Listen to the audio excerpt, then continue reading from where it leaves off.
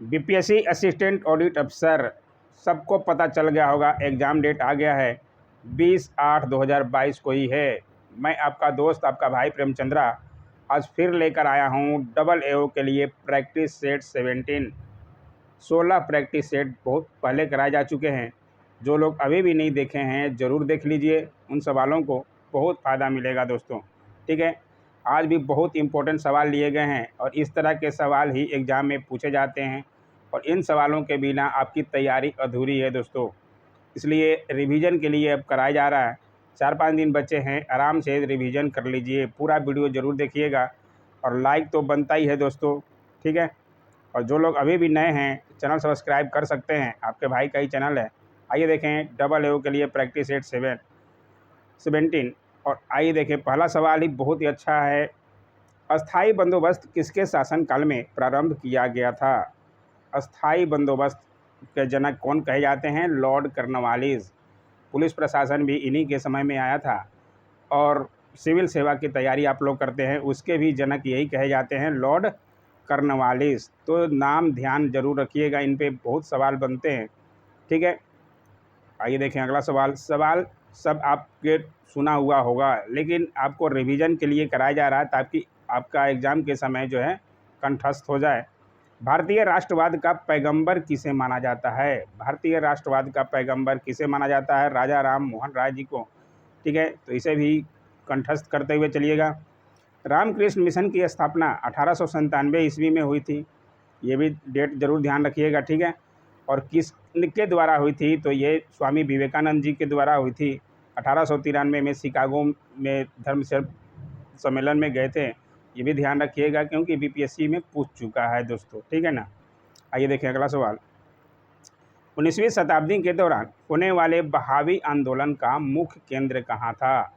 19वीं शताब्दी में 1840 ईस्वी में बहावी आंदोलन हुआ था और उसका मुख्य केंद्र जो है पटना था। बहुत बार मैंने एक सवाल में कराया है और ये बहुत बार पूछा है।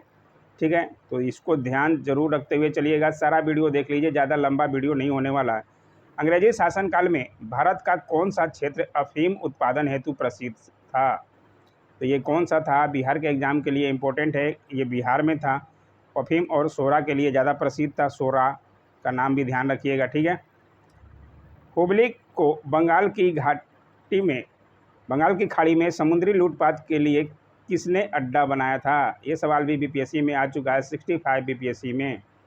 ठीक है, तो ये किसने बनाया था? तो ये पुर्तगालियों ने बनाया था। ठीक है, तो इससे भी ज़रूर से ज़रूर ध्यान रखिएगा, सवाल सारे इम्पोर्टेंट हैं और आपको जानना ज़रूरी है, इसलिए कराया जा रहा है दोस्तों, ताकि आपका जो है एग्ज़ाम में 4 चांद लग जाए। 1857 के विद्रोह के ठीक बाद बंगाल में निम्न में से कौन सा विप्लव हुआ? देखिए, सवाल को घुमा दिया है। पहले पूछा था बीपीएससी में 1857 के विद्रोह के ठीक पहले कौन सा विद्रोह हुआ था? तो ठीक पहले अगर पूछे तो आपका संथाल विद्रोह हो जाएगा। ठीक है, और ठीक बाद में पूछ रहा है यहाँ पे तो आपका जाएगा नील उपद्रव। ठीक है, 1859 या 60 के लगभग हुआ था। तो ये भी ज़रूरी है आपको जानना, पहले कौन सा हुआ था? तो पहले संथाल विद्रोह हुआ था। ठीक है ना, ये भी इम्पोर्टेंट है। दोनों सवाल या तो बाद में पूछ दे या पहले पूछे, आपको दोनों को जानना ज़रूरी है दोस्तों। ठीक है, आइए देखिए अगला सवाल। उम्मीद है आप सब लोग को अच्छा लग रहा होगा और अच्छा लग रहा है, समझ आ रहा है तो लाइक ज़रूर कीजिए दोस्तों। 1921 का मोपला विद्रोह हुआ था, कहाँ हुआ था? ये सवाल भी बीपीएससी में बन चुका है। ठीक है, 1921 का मोपला विद्रोह कहाँ हुआ था? इसमें मालाबार में। मालाबार कहाँ है? केरल में। अगर ऑप्शन में केरल रहे तो आप केरल पे मारिएगा, मालाबार रहे तो मालाबार पे मारिएगा। ठीक है, तो ये ध्यान रखिएगा, मालाबार में। बहुत ही अच्छा सवाल है ये सारे। 1857 के संग्राम में के निम्नलिखित केंद्रों में से सबसे पहले अंग्रेजों ने किससे पुनः अधिकृत किया था? किसे सबसे पहले अधिकृत किया था? तो दिल्ली को। ठीक है, ज़रूर से ज़रूर नोट कीजिएगा, सारे सवाल जो है पूछे जाते हैं एग्ज़ामों में। ठीक है, बहुत बादल गरज रहा है, फिर भी मैं वीडियो बना रहा हूँ आप लोगों के लिए। 1857 के निम्नलिखित क्रांतिकारियों में से किसका वास्तविक नाम रामचंद्र पांडुरंग था? तो किनका नाम रामचंद्र पांडुरंग था? तो ये तात्या टोपे का नाम था। ठीक है, ये सवाल भी बहुत इम्पोर्टेंट है और नहीं जानते हैं अभी भी तो नोट करते हुए चलिएगा, आप ही के फ़ायदा होगा दोस्तों। सुगौली की संधि कब हुई थी? बहुत बार आता है ये 1816 ईस्वी में। किनके बीच संपन्न हुई थी? ये संपन्न हुई थी ईस्ट इंडिया कंपनी यानी कि अंग्रेज़ों और ब्रिटिश और नेपाल के बीच में, और बिहार के बॉर्डर पर है इसलिए ज़्यादा इम्पोर्टेंट हो जाता है सवाल, ठीक है ना, तो ज़रूर ध्यान रखिएगा। प्रथम आंग्ल मैसूर युद्ध 1767 से 69 में कौन विजयी हुआ था? 4 आंग्ल मैसूर हुए हैं दोस्तों, ठीक है। पहले में कौन विजय हुए थे? हैदर अली विजय हुए थे, और दूसरे में उनकी मृत्यु हो गई थी। तीसरे में टीपू सुल्तान की हार हुई थी, और चौथे में टीपू सुल्तान की मृत्यु हो गई थी, ठीक है। तो एक एक ध्यान रखिएगा चारों का, और डेट वाइज ज़रूर ध्यान रखिएगा, इस यहाँ से सवाल बार बार आपको दिखेंगे ही, ठीक है। तो इसका आंसर हो जाएगा हैदर अली, ठीक है। Poverty and the un British rule in India बहुत बार सवाल बना है, किसने लिखी थी? Poverty and the un British rule in India लिखने वाले दादा भाई नौरोजी थे, ठीक है। ये सवाल भी बहुत बार पूछा है और आपको जानना जरूरी है इन सवालों को। अंग्रेजों के शासनकाल में भारत के आर्थिक दोहन के सिद्धांत को किसने प्रतिपादित किया था? ये प्रतिपादित करने वाले भी कौन थे? दादा भाई नौरोजी। कंफ्यूज नहीं होइएगा, एम.एन. राय मत मार दीजिएगा। ये कौन किए थे? आर्थिक दोहन के सिद्धांत को प्रतिपादित करने वाले दादा भाई नौरोजी, ठीक है। बिहार का सर्वाधिक महिला साक्षरता वाला जिला कौन सा है? सर्वाधिक पुरुष साक्षरता तो रोहतास जानते हैं सब लोग, और ये महिला साक्षरता भी रोहतास ही है, ठीक है। तो रोहतास को साक्षरता वाला जिला बिहार का आप याद कर लीजिए, ठीक है, चाहे पुरुष हो चाहे महिला।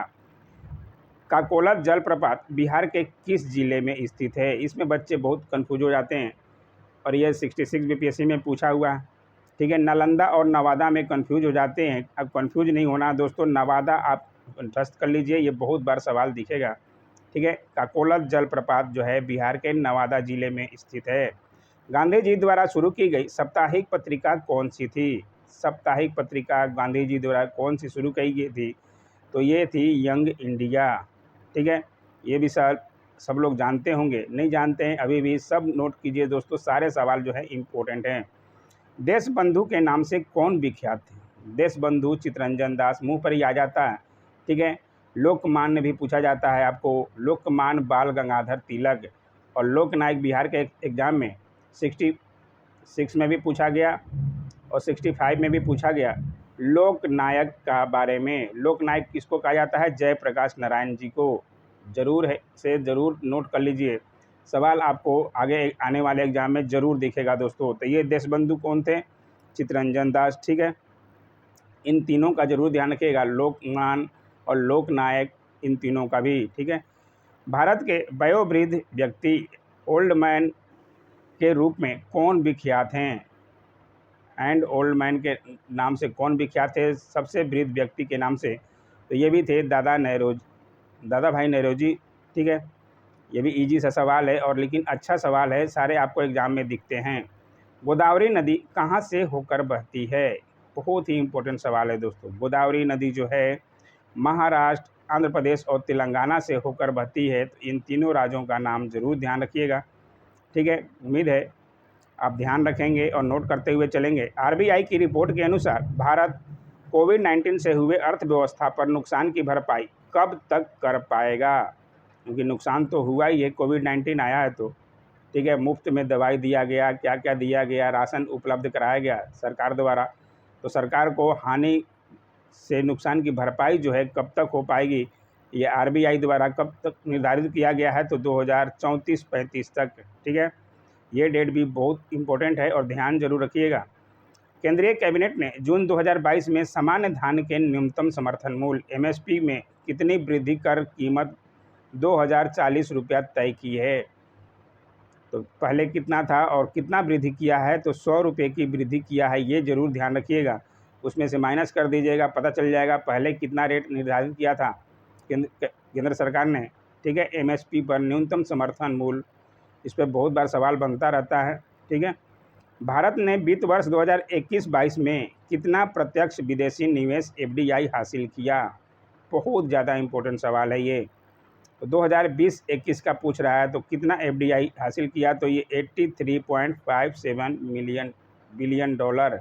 ठीक है, उम्मीद है ज़रूर से ज़रूर ध्यान रखिएगा। बाकी 3-4 साल का भी यहाँ पे लिख दिया गया है, आपको 2020-21 पूछे तो भी आप जवाब दे पाएंगे। ठीक है, 2019-20 पूछ ले या 18-19 पूछ ले तो भी आप जवाब दे सकते हैं, अगर आप यहाँ से नोट कर लें। ठीक है, आइए देखें अगला सवाल। पीएम मोदी ने अकाम यानी कि आज़ादी का अमृत महोत्सव, अभी 15 अगस्त आने ही वाला है, आज 13 अगस्त हो गया। ठीक है, अमृत महोत्सव सीरीज के कितने रुपए के नए सिक्के जारी किए हैं, तो कितने रुपए के जारी किए हैं, 1 रुपये के भी किए हैं, 2 रुपये भी, 5 भी, 10 और 20 रुपये के भी, यानी कि उपरोक्त सभी किए हैं। ठीक है, आज़ादी के अमृत महोत्सव 15 अगस्त 1947 को आज़ाद हुआ था, और इस साल 15 अगस्त 2022 को 75वां स्वतंत्रता दिवस मनाने की है। ठीक है, वित्त वर्ष 2021-22 में उत्तर प्रदेश को पीछे छोड़कर सबसे ज़्यादा इम्पोर्टेंट सवाल है दोस्तों, भी एकदम कर लीजिए, इस तो सवाल पूछना ही है। पीछे छोड़कर सबसे ज़्यादा चीनी का उत्पादन करने वाला राज्य कौन बना है, बहुत ज़्यादा इम्पोर्टेंट सवाल है, ध्यान ज़रूर रखिएगा। महाराष्ट्र जो है नंबर 1 हो गया है चीनी के उत्पादन में। ठीक है, उम्मीद है इसको ज़रूर आप ध्यान रखिएगा, और सवाल आपको एग्ज़ाम में दिखेगा, उसके बाद पूछिएगा। ठीक है, तो ध्यान रखिएगा, महाराष्ट्र हो गया। ये 25 सवाल आज कैसे लगे ज़रूर से ज़रूर कमेंट कीजिए। लाइक तो बनता ही है दोस्तों, जो लोग अभी भी सब्सक्राइब नहीं किए हैं ज़रूर कर लीजिए। Don't forget to like, share, comment and subscribe my YouTube channel. Thanks for watching my YouTube channel.